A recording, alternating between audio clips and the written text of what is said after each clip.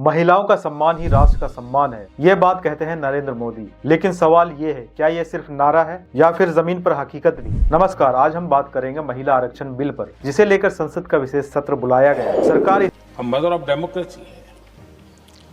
हमारी हजारों साल की लोकतंत्र की एक विकास यात्रा रही है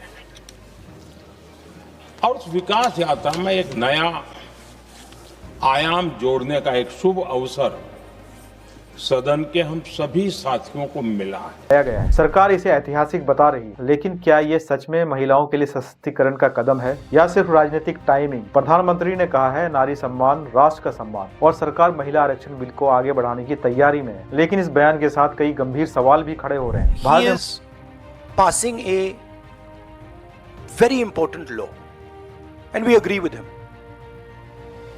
Women's reservation is a central step in the empowerment of the women of India, and it is a critical step.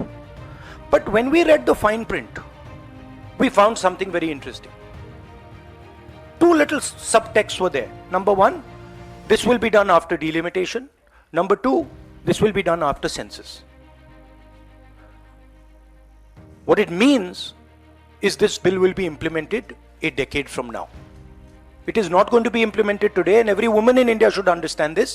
It is not going to be implemented today, it's going to be implemented if it is implemented 10 years from now.